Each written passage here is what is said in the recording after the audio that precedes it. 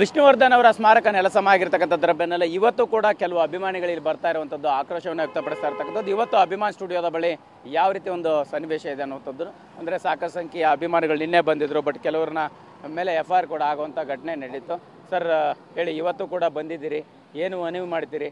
So ಇಲ್ಲಿ ಅವಕಾಶ ಇಲ್ಲ ಅಂತ ಹೇಳ್ತಾ ಇದ್ದಾರೆ. ಇಲ್ಲಿ ಅವಕಾಶ ಇಲ್ಲ ಅಂತ ಹೇಳ್ತಾರೆ. ಅಭಿಮಾನಿಗಳೆಲ್ಲ ಬಂದು ಹೋಗ್ತಾರೆ. ಇಲ್ಲಿ ನಿಲ್ಲಕ್ಕೆ ಬಿಡ್ತಾ ಇಲ್ಲ ಪೊಲೀಸ್ನವ್ರು. ಹೋಗಿ ಅಂತವ್ರು ಎಲ್ಲರನ್ನೂ ಓಡಿಸ್ತವ್ರೆ. ಒಂದು ವಿಷಯ ಏನು ಗೊತ್ತಾ ಸರ್, ಇಲ್ಲಿ ಹಾಕೋವಾಗ ಎಲ್ಲರಿಗೂ ಗೊತ್ತು ವಿಷ್ಣು ಸರ್ದು ಹಾಕಿದ್ದಾರೆ, ಅದು ಒಪ್ಕೊಂಡು ಎಲ್ಲನೂ ಪ್ರಾಬ್ಲಮ್ ಇದೆ. ನಾವು ಮನೆಗೆ ಹೋಗಿ ಅನಿರುದ್ಧ್ ಸರ್ಗೆ ಹೇಳಿದ್ವಿ ಸರ್ 5 ವರ್ಷ ಹಿಂದೆ, ಸರ್ ಈ ಥರ ಇದೆ, ನೀವು ಸ್ವಲ್ಪ ಒಂದು ಸ್ಟೇಟ್ಮೆಂಟ್ ಕೊಡಿ ಸಾರ್ದು, ಇಲ್ಲಿ ವಿಷ್ಣು ಸರ್ದು ಸ್ಮಾರಕ ಒಂದು 10 ಗುಂಟೆ ಜಾಗ ಬಿಡ್ಸ್ಕೋಣ ಅಂತ. ಅವ್ರು ಹೇಳ್ದವ್ರ ಹತ್ರ ಹೋಗಿ ಮಾತಾಡಿ, ಅವ್ರು ಹೇಳಬೇಕು, ಅವ್ರು ಹೇಳಿದ್ರೆ ಏನೋ ಮಾಡೋಣ ಅಂತ. ನಾವು ದುಡ್ಡು ಕೊಡ್ತೀವಿ ಅಂತ ಕೂಡ ಹೇಳಿದ್ವಿ ಸರ್. ಕಾರ್ತಿಕ್ ಅವನಿದೆ ನೋಡಿ ಬೋಳಿ ಮಗ, ಅವ್ನಿಗೆ ಹೇಳಿದ್ವಿ ದುಡ್ಡು ಕೊಡ್ತೀವಪ್ಪ ನಾವು, 10 ಗುಂಟೆ ಜಾಗ ಕೊಡ್ರಿ ದೇವಸ್ಥಾನಕ್ಕೆ 11. ಅವತ್ತು ನಿಮ್ಗೆ ಹೇಳಿದ್ವಿ, ಒಪ್ಸಿದ್ದೀರಾ, ನಿಮ್ಮ ಅಪ್ಪ ನಿಮ್ಮ ತಾತ ಎಲ್ಲ ಒಪ್ಕೊಂಡಿದ್ದಾರೆ, ಅಲ್ಲಿ ಹಾಕಕ್ಕೆ ಕೊಟ್ಟಿದ್ದಾರೆ. ಈಗ ಕೊಡೋಲ್ಲ ಅಂದರೆ ಹೆಂಗೆ, ಕೊಡ್ರಿ ಅಂತ ಹೇಳಿದ್ವಿ. ಎಲ್ಲ ಥರನೂ ಹೇಳಿದ್ವಿ ಅವ್ರಿಗೆ. ಅವ್ರು ಕೊಡೋಗೆ ಏನಿಲ್ಲ ಸರ್. ಆದರೆ ಅವ್ನಿಗೆ ಒಳ್ಳೇದಾಗಲ್ಲ, ನಂಗೆ ಮಾತಾಡೋಕ್ಕೆ ಬರ್ತಾಯಿಲ್ಲ ಸರ್. ತುಂಬ ಎಮೋಷನ್ ಆಗ್ತಾಯಿದೆ, ಸುಮ್ಮನೆ ಇದಾಗುತ್ತೆ ಸರ್. ಪ್ಲೀಸ್ ನೀವೆಲ್ಲ ಸ್ವಲ್ಪ ತೋರಿಸಿ, ನಮ್ಮ ಜಾಗ 10 ಗುಂಟೆ ಜಾಗ ನಮ್ಗೆ ಉಳಿಸೋ ಥರ ನೀವು ಮಾಡಿಕೊಡಿ ಸರ್. ಎಲ್ಲರಿಗೂ ನಮಸ್ಕಾರ. ನನ್ನ ಹೆಸರು ಹೃದಯ ಅಂತ, ಸುರೇಶ್ ಅಂತ ಸರ್. ಈಗ ಒಂದು ಸಾಧ್ಯತೆ ಕಡಿಮೆ ಇದೆ, ಅಂದರೆ ನಿಮಗೆ ರಾತ್ರೋರಾತ್ರಿ ಅದನ್ನು ತೆಗೆಯುವಂಥ ಕೆಲಸ ಆಗಿದೆ. ಸೊ ಕುಟುಂಬದವರ ಸ್ಪಂದನೆ ಸಿಗೋದು ಕೂಡ ಕಡಿಮೆ ಆಗಿದೆ. ಏನಂತೀರಾ ಅಭಿಮಾನಿಗಳು ಅಂತ?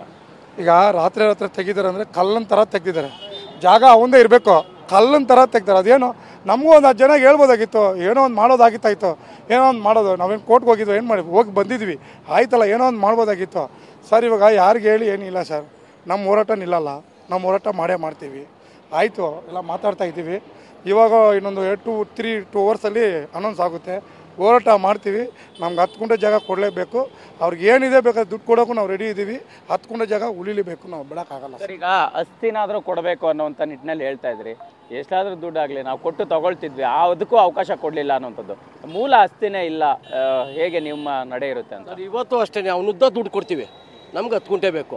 ಇದಕ್ಕೆ ಯಾರ್ಯಾರು ಷಡ್ಯಂತ್ರ ಮಾಡಿದ್ದಾರೆ, ಅವರು ಹುಟ್ಟುತ್ತ ಇದ್ರುತ್ತವಿಂದನೂ, ಅವ್ರು ಈ ಫಿಲಮ್ ಬಂದುತ್ತವಿಂದನೂ ಅವ್ರಿಗೆಲ್ಲ ಬರೀ ಷಡ್ಯಂತ್ರದಲ್ಲೇ ಬಂದವರು. ದಾದಾ ಅವರು ಯಾವ ತಾನೇ ಮುಂದೆ ಬಿಟ್ಟಿದ್ದಾರೆ, ಅವ್ರಿಗೆ ಯಾವುದೂ ಕೇಳಿಲ್ಲ, ಯಾವುದೂ ಬಿಟ್ಟಿಲ್ಲ. ಈಗ ಹೇಳ್ತಾ ಇದೀನಲ್ಲ, ಅವ್ರು ಎಷ್ಟೇ ಷಡ್ಯಂತ್ರ ಮಾಡಿದ್ರು ನಾವು ಇನ್ನು ಮುಂದೆ ಏನು ಮುಂದೆ ನಡೀಬೇಕು ಅದು ನಡೀತೀವಿ.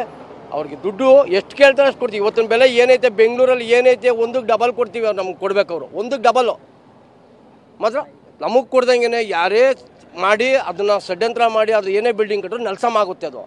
ಅದನ್ನು ಸಮಾಧಿ ಮೇಲೆ ಕಟ್ಟಿ ಬೆಳೆಯೋಂಥ ಮಗ ಯಾವನು ಇನ್ನೂ ಹುಟ್ಟಿಲ್ಲ, ಇನ್ನು ಮುಂದೆ ಹುಟ್ಟೋದು ಇಲ್ಲ. ಆ ಸಮಾಧಿ ಮೇಲೆ ಯಾರೂ ಕಟ್ಟೋಕೆ ಆಗೋದು ಇಲ್ಲ. ಅದು ಯಾವತ್ತಿರೋ ಹೆಣ್ಮಕ್ಳು ಶಾಪ, ಇಲ್ವ ಅಭಿಮಾನಿಗಳ ಶಾಪ ತುಂಬ ಇದೆ. ಅದು ಯಾರೂ ಉದ್ಧಾರ ಆಗೋಕ್ಕೂ ಆಗಲ್ಲ. ಇವತ್ತು ಬಾಲಣ್ಣನ ಮನೇಲಿ ಕಾರ್ತಿಕ್ ಒಬ್ಬನೇ ಇರೋದು, ಎಲ್ಲ ಹೋಗಿದ್ದಾರೆ. ಇವನು ಅಷ್ಟೇ ನಡಂತ್ರದಲ್ಲಿ ಹೋಗ್ತಾನೆ. ಇದಕ್ಕೆ ತೀರ್ಮಾನ ಸ್ಪಂದಿಸಿ ಕೊಡಲಿಲ್ಲ ಅಂದರೆ ಇನ್ನು ಮುಂದೆ ನಡಂತ್ರದಲ್ಲೇ ಹೋಗ್ತಾನೆ. ಅದು ಶಾಪ, ಅದನ್ನ ಶಾಪ, ಅದು ಅಭಿಮಾನಿಗಳ ಶಾಪ, ಕೋಟಿ ಅಭಿಮಾನಿಗಳ ಶಾಪ ಅದು ಅಲ್ವೇ.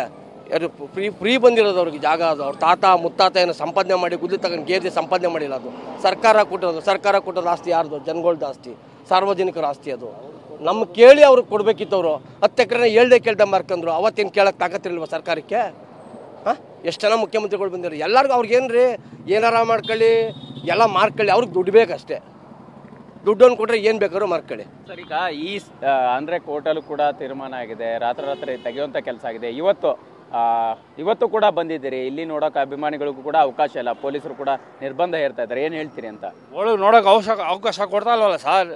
ಏನು ಸರ್ ಪಾಪ ಮಾಡಿದ್ರಿ ಈ ಮನುಷ್ಯ? ಇರೋವಾಗೂ ಅಷ್ಟು ತೊಂದರೆ ಕೊಡೋಲ್ಲ ಸರ್, ಇವಲ್ಲೂ ಹಂಗೆ ತೊಂದರೆ ಕೊಡ್ತಾರಲ್ಲ ಸರ್. ಯಾರು ಸಹಿಸಲ್ಲ ಸರ್. ಇದು ಆ ಮನುಷ್ಯ ಆಗಿದ್ದಕ್ಕೆ ಸಹಿಸ್ಕೊಂಡವ್ರೆ, ಬೇರೆಯವ್ರಾಗಿ ಸಹಿಸ್ಕೊಳ್ಳಲ್ಲ ಸರ್. ಯಾರು ದ್ರೋಹ ಮಾಡಿಲ್ಲ ಆ ಮನುಷ್ಯ. ಹೆಣ್ಮಕ್ಳಿಗೂ ಅಷ್ಟು ಗೌರವ ಕೊಡ್ತಾಯಿದ್ರು. ಅವ್ರ ಫಿಲಮ್ ನೋಡಬೇಕು ಅಂತ ಅವಾಗ ಕಾಯ್ತಾ ಇದ್ದೀವಿ ನಾವು. ಇವಾಗ ಸಮಾಧಿನೇ ಇಲ್ವಲ್ಲ ಸರ್. ನಾವೆಲ್ಲ ಎಲ್ಲಿ ಹೋಗಲಿ ಸರ್? ಬರೋ ತಿಂಗಳು 75ನೇ ಬರ್ತಾಳೆ ಸರ್, ಗ್ರ್ಯಾಂಡಾಗಿ ಮಾಡ್ಬೇಕಂತ ನಾವಿದ್ದೀವಿ ಸರ್. ಈ ಥರ ಆಗ್ಬಿಟ್ರೆ ಹೆಂಗೆ ಸರ್? 75ನೇ ವರ್ಷದ ಅಮೃತ ಮಹೋತ್ಸವ ಮಾಡ್ಬೇಕನ್ನೋ ಪ್ಲಾನ್ ಇತ್ತು. ಸೊ ಈಗ ಆ ಸಾಧ್ಯತೆಗೆ ಇಲ್ಲಿ ಸಾಧ್ಯ ಇಲ್ಲ. ಪ್ರತಿ ವರ್ಷ ಬರ್ತಿದ್ರಿ ಇಷ್ಟು ವರ್ಷದಿಂದ. ಸರ್, ಈ ರೋಡೇ ಬ್ಲಾಕ್ ಮಾಡ್ಕೊಂಡ್ಮಾಡ್ತೀವಿ ಸರ್. ನಾವು ಈ ರೋಡೇ ಬ್ಲಾಕ್ ಮಾಡ್ಕೊಂಡ್ಮಾಡ್ತೀವಿ. ಅಮೃತ ಮಹೋತ್ಸವ ಪುಣ್ಯಭೂಮಿ ಎದುರುಗಡೆನೇ ಮಾಡೇ ಮಾಡ್ತೀವಿ. ರೋಡ್ ಮಾಡೇ ಮಾಡ್ತೀವಿ. ಇವತ್ತು ಫಿಲಮ್ ಚೇಂಬರಲ್ಲಿ ಯಾವನು ಬಂದಿಲ್ಲ.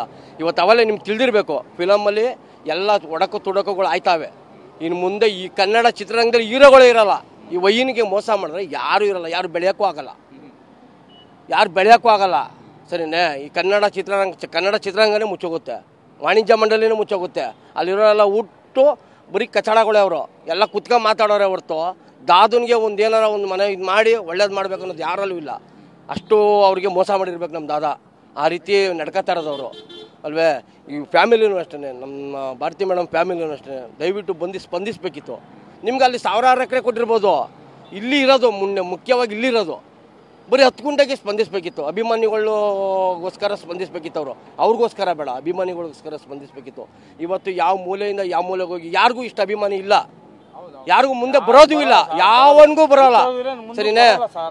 ಸ್ವಾಭಿಮಾನದ ಅಭಿಮಾನಿಗಳು ಅಂದರೆ ನಮ್ಮ ದಾದಾ ವಿಷ್ಣುವರ್ಧನ್ ಅಭಿಮಾನಿಗಳೇ. ಯಾರು ರೌಡಿಸಮ್ ಇಲ್ಲ, ರೌಡಿಗಳಿಲ್ಲ, ಯಾರಂದ್ರೆ ಯಾರು ಇಲ್ಲ. ದಾದಾ ಫ್ಯಾಮಿಲಿ ಅಂದರೆ ಸ್ವಾಭಿಮಾನಿ ಅಭಿಮಾನಿಗಳು. ತಲೆ ಬಗ್ಗಿ ನಡೆಯೋರು, ತಲೆ ಎತ್ತಿ ನಡಿ ಅಂತ ಯಾರು ಹೇಳ್ಕೊಟ್ಟಿಲ್ಲ ನಮ್ಮ ದಾದಾ.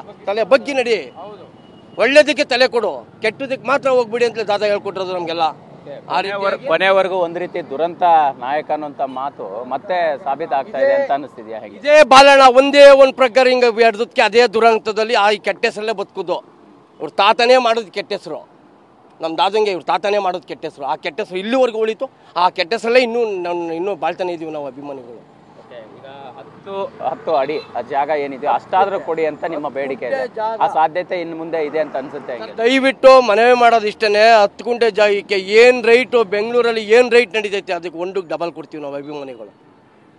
ಅಲ್ಲೇ ಒಂದು ಇಷ್ಟಾಗಲ್ಲ ತೊಟ್ಟಿ ಕಟ್ಬಿಡೋಣ, ನಾವು ತೊಟ್ಟಿ ತುಂಬ ತುಂಬಿಡ್ತೀವಿ ತಂದು. 100 ರೂಪಾಯಿ ಬೇಡ ಸರ್, ಒಂದು ದಿನ ಸಂಪಾದನೆ ಆಗ್ತೀವಿ ನಾವು. 1000 ಸಂಪಾದನೆ ಮಾಡ್ತೀವಿ, 2000 ಮಾಡ್ತೀವಿ, 3000 ಮಾಡ್ತೀವಿ, ಒಂದು ದಿನ ಸಂಪಾದನೆ ಕೊಡ್ತೀವಿ. ಒಂದು ತೊಟ್ಟಿ ಮಾಡಿದ್ರೆ ತುಂಬ ಉನಿ ಹಾಕ್ಬಿಡ್ತೀವಿ. ಅವನೇ ಒಳಗಡೆ ಮುಚ್ಕೊಬಿಡಿ, ಅವನೇ ಮಾಡಿ ಕಡೆ 10 ಗುಂಟೆ ಜಮೀನು ಬೇಕು ನಮ್ಗೆ ಅಷ್ಟೇ.